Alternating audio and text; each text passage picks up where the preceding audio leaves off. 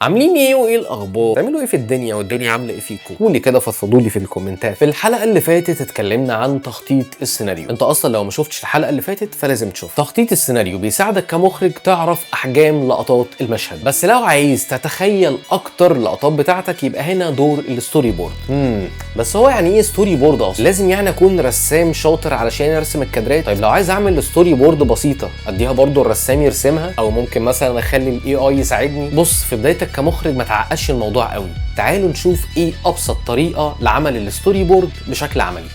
يلا بينا. دلوقتي بعد مرحله تخطيط السيناريو وعرفنا اللقطات اللي احنا محتاجينها بالظبط، هنبدا بمرحله عمل الستوري بورد. والستوري بورد مهمه ومش مهمه لو انت شخص عايز تحضر بشكل كبير وهتروح اللوكيشن تكون مطمن. وطبعا بما اننا في كورس الوان مان كرو، اعتقد ان انت لازم تحضر كويس قوي عشان لما هتروح اللوكيشن هتعمل كذا مهمه، وطالما هتعمل كذا مهمه فممكن ما تبقاش مركز. فكل ما تحضر كويس قوي للسيناريو كل ما ده هيديك طمأنينة في اللوكيشن وهيوصل رؤيتك بشكل كبير. والستوري بورد بتساعدك في حاجه مهمه قوي، انها بتخليك ما تكسرش الاكس، لان فيجوال انت بتبقى شايف في تحضيرك على الورق مين هيبقى يمين ومين هيبقى شمال، فصعب ان انت يكون معاك ستوري بورد وتكسر الاكس في اللوكيشن. فاحنا دلوقتي بعد ما عملنا تخطيط السيناريو هنبدا نعمل الستوري بورد. الستوري بورد زي ما احنا شايفين باختصار بتبقى عباره عن مربعات اللي هي بتكون الكادر بتاعنا وجنبها مساحه فاضيه اقدر اكتب فيها التفاصيل.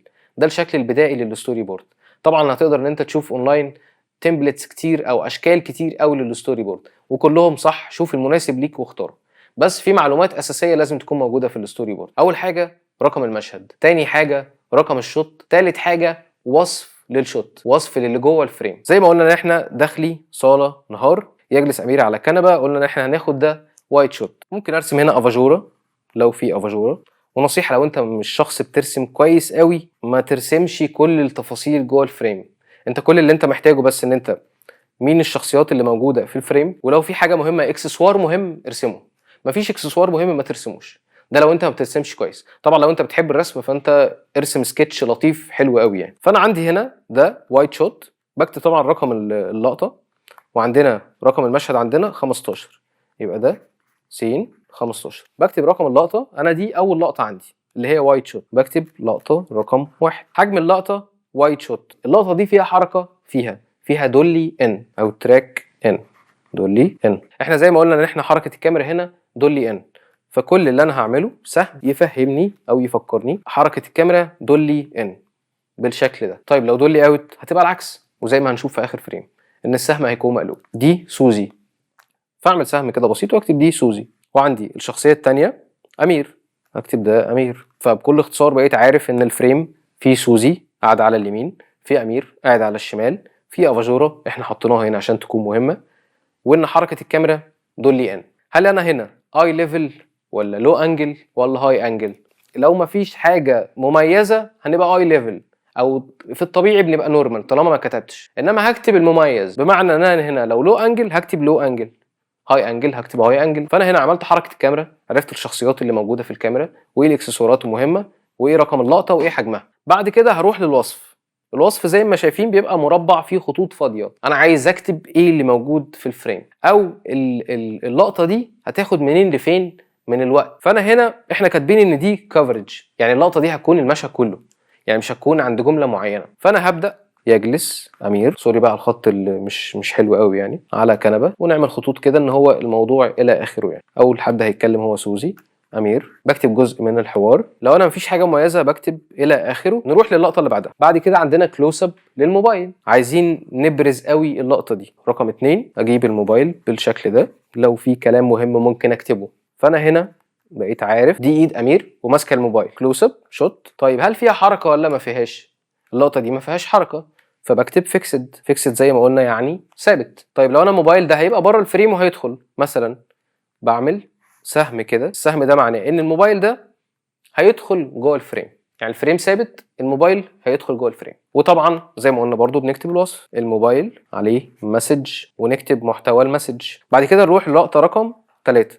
لقطه رقم 3 او تي اس، مش هناخدها ميديم لان احنا هناخد ميديم في الكفرج. سوزي قاعده على اليمين، امير قاعد على الشمال. سوزي ده امير ماسك الموبايل بالشكل ده. دي عندنا لقطه او تي اس، اوفر ذا شولدر، من فوق الكتف. هل اللقطه دي فيها حركه ولا لا؟ ما فيهاش حركه، فيكسد. نروح للوصف، هنكتب الوصف ايه؟ امير مبتسما وغير منتبه لسوزي. نروح للقطه رقم 4، سوزي بتنده امير، ودي احنا قلنا ان احنا هناخدها ميديم شوت، ودي هتكون كفرج بالشكل ده. فاحنا عرفنا ان هي يمنا، هو هيبقى شمالنا، بس الفريم هيكون فيه شخصيه واحده، يعني هو مش هيظهر فيه الفريم. طيب حجم الفريم ميديم شوت. هل في حركه ولا ثابت؟ كادر ثابت. نقدر نرسم الكنبه بشكل بسيط عشان نعرف ان هي قاعده على الكنبه. التفصيله ان احنا هناخد الميديم شوت ده كفرج، يبقى هنعمل النجمه الجميله اللي قلنا عليها او حرف السي، او نكتب كفرج. بدايه الحوار او بدايه الميديم شوت ده هيكون منين؟ هيكون من بدايه المشهد خالص ولا هيكون من بدايه الكلام؟ يعني من اول ما سوزي بتقول امير. اقدر طبعا لو انا واخد كفرج يعني ما جاتش على السطر او السطرين دول، فاخدهم اللي هو يجلس امير على كنبه بجوار زوجته. فاحنا هنبدا من الاول خالص، احنا ميديم شوت على سوزي جالسه على الكنبه كفرج.